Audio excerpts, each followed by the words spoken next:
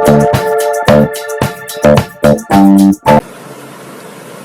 everyone, welcome back to our channel Trailhead Ranger NJ, and we are doing this series of interview questions. So earlier we have covered the L1 round of the Deloitte and also the Gartner for the 4 plus year of candidates. So these are the some of the questions which has been asked to one of our candidates, and they have given these set of questions that how they have responded, what kind of response the interviewer had, and how many questions they were having. So this video we are having for the L2 round questions of the Deloitte interview, which has been asked from our candidate, which has cleared the interview round. So please stay tuned, and we are going to start with the questions. So there are number of, I guess, 15 questions which has been asked with this interview, and there was no coding question has been asked in this interview. So let's get started. The first question was that we need to explain about the security model in Salesforce. So you can say that we follow the restricted format in Salesforce, and we work our way up from the OWD. So OWD is the most restrictive level of access which we provide for an object for the record level access, and then we can expand those level of permission using the sharing rule or by providing the role hierarchy and enabling the grant using the role hierarchy thing. But if it comes to the object and field level permission, then for these two we use profile and permission set. So for the base level permissions, we provide the permissions on the profile, and then whenever we want to expand, we can utilize the permission set for that purpose. So now let's move on to the next question.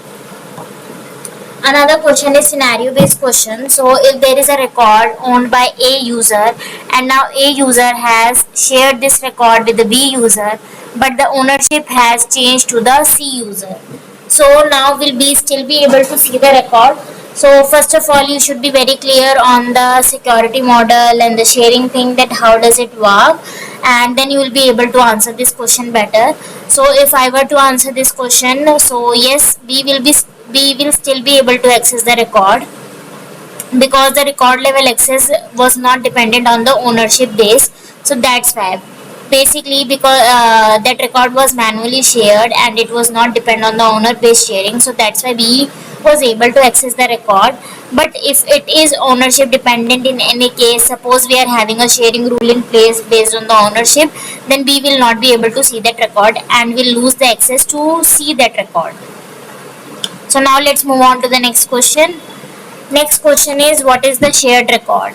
So shared record is basically, you can say that's a standard functionality present in the Salesforce. So whenever you share a record with another user using sharing rule, Apex sharing or anything, there is a shared record create for that object with few fields which holds the data related to, like who is the owner of that record, what kind of sharing level access they are having, basically is it read level or the write level, or if it is shared in what manner, like is it shared manually or not. So these kind of things it records. So if I were to read the answer on screen, so shared record refers to the record which is accessible to the user who is not the owner, and typically because of the record level sharing mechanism. So this sharing mechanism involves the OWD, role hierarchy, and the profile permission. So when a user gains access to a record through sharing, and the record is considered a shared record for that user, this account share and the other shared objects have data on what kind of access they have and who has the access and why. So basically, in simpler terms, you can just say that these objects holds the data related to what kind of access the user is having, who is having the access, and at what level they are having the access, and why they are having the access. Basically, if it has been shared with them, or if they are the owner, what could be the reason that they are having this level of access. So that we can get the information from shared record. Now let's move on. Our next question is, what is the row cause in Apex sharing? So row cause is an error type which occurs in Apex sharing. So basically it tells Salesforce that how or why a record was shared, and it is critical for maintaining, updating or deleting the shared record. So it helps us differentiate between the manual or the rule based and the Apex sharing. So row call is basically a field on the shared object which allows us to get that information, that how that record has been shared. Is it rule based, or is it manually, or is it the Apex sharing? So these kind of things we can get the information on. Now next question is, what are the type of flows do we have? So we are having 5 types of different flows: screen flow, record triggered flow, auto launched flow, schedulable flow, and the platform event flow. So these 5 flows we are having with us, and we can work as per our requirement on them. The next question, so if we have to make a call out from flow, then which flow should we opt for? So as we just discussed that we are having a 5 sets of flows or 5 types of flows with us. So out of these flows, will you choose if you are having a requirement to make a call out from the flow? So we should opt for screen flow, or the record triggered flow, or the auto launch flow based on the requirement, because we need something to instantiate the another class using the invocable method. And also there should be a trigger criteria using which you can trigger that call out, because suppose even you can utilize so because the other 2 flows we are having a schedulable and the platform, so basically we opt for screen, record trigger, and the auto launch flow for the call out from flow in generically. And and the method in the fs class should be annotated with the invocable annotation, so that it can be visible in the flow, and then in the flow we can access the apex class and provide the parameters and make the call out accordingly. Now let's move on to the next question. Next question is, explain the lifecycle hooks. Explain in the context of parent and child component. So this part we have covered in extremely detail in our video Zero to Hero lifecycle hooks. I'll paste the link of that on the top right. You can find it as well as in the description box. So please go through that video. If you will go through that, I can guarantee that you will not ever forget that logic. So you'll be able to understand it better, remember it much better. So just go through that video once. Now let's move on to the next question. Where do you use the constructor in LWC? So if you have already gone through the lifecycle hooks video, so you understand that there are things in the lifecycle hooks as constructor, connected callback, rendered callback, disconnected callback, and the error callback. So in out of these, they are asking that where do we prioritize to use the constructor, or what its significance. So usually constructor needs to be used with the super function, and we use it to set the default value or initialize any property attribute before the component is rendering. So that's where we utilize the constructors in LWC.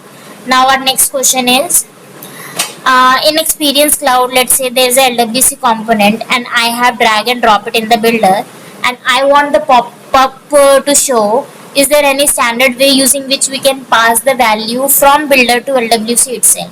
So yes, we can do that. So how we can do it? We can define one property in the meta file of the LWC. So there is a standard files of LWC. Whenever you will create a LWC, an HTML, a JS, and one meta file will be created. So in that meta file you can define the property, maybe boolean or the text as per the requirement, and then you can define that property in the JS file with the API decorator. And when you drag and drop your LWC on the builder, you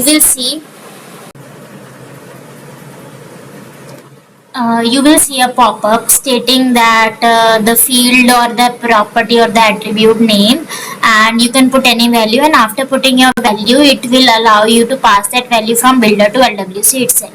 So that's how you can pass the value from builder to LWC. Now let's move on to the next question. Can we call multiple wire methods in LWC? So yes, we can call multiple wire methods in LWC. There is no restrictions to as how many wire methods we can call in LWC at a time. We can call multiple wire methods, although their wire method runs asynchronously, so you need to be very sure that in what manner they will be running, or you need to make sure they are calling like the root, because Suppose you are having two wire methods, so there is no way you can tell which will run first.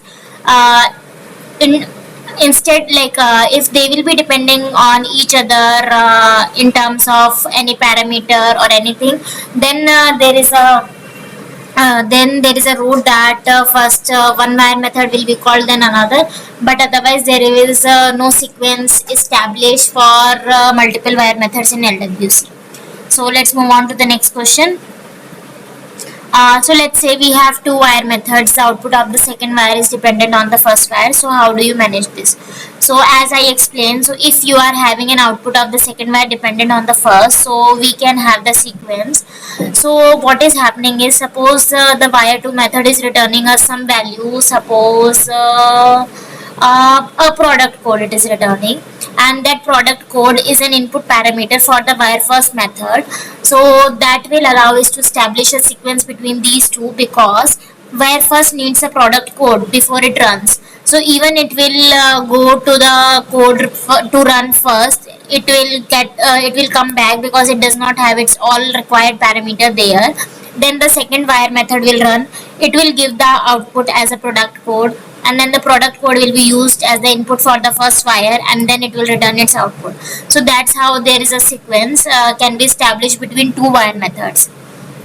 Now let's move on to the next question, that is, what are the different interfaces in batch apex? So if you are aware, batch apex is asynchronous class which we use to run a number of records at a time, to run batch jobs. So we can have different interfaces such as database.batchable, which conclude that this class is a batch class. Then we have another interface, that is database.stateful.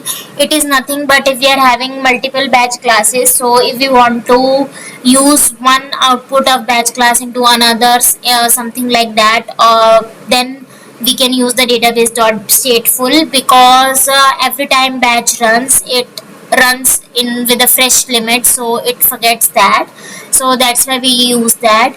And if somebody asks in this follow-up for you, like what are the methods in batch apex you are having, so you can say we are having three methods in batch apex, that is the start, execute and finish method. So these are the three methods in the batch apex class. Now let's move on to the next question. So if we are updating 1000 records in a batch and the batch is failed, and then what could be the reason? So there are certain reasons which could possibly affect this batch to be failed, because 1000 records is certainly under the limit of the batch, but there are other limits could be hit, like DML limit or the SOQL limit, a heap size, CPU limit. So these limits could be hit if not the code written carefully. Then there are some unhandled exceptions as well, such as null pointer exception, list index out of bounds, or division by the zero. Then there could be data issue, like some validation rule could be creating problem while maybe performing some DML operation or something like that. Some required field is missing, or you are using a unique constraint errors as well. Then there could be some security issue, like the field you are trying to access using SQL or anything, that might not be having a proper access using profiler permission, so that could be the reason. There are external callout failure as well, such as timeout or the uncommitted work pending, or if the recursive trigger logic or the non-bulkified code is written, then that could also be the reason to fail this batch. So there are multiple reasons. So let's move on to the next question. So can we call batch from batch? So yes, we can call one batch from the another batch class.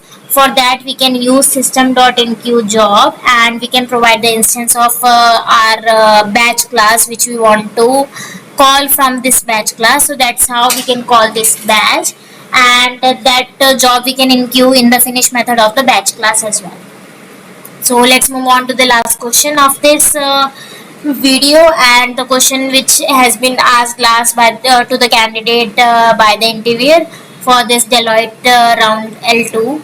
Last question is, what is the default batch size? So for the batch apex, the default batch size is of 200 records, but it can be reduced as well as maximized to 2000 records.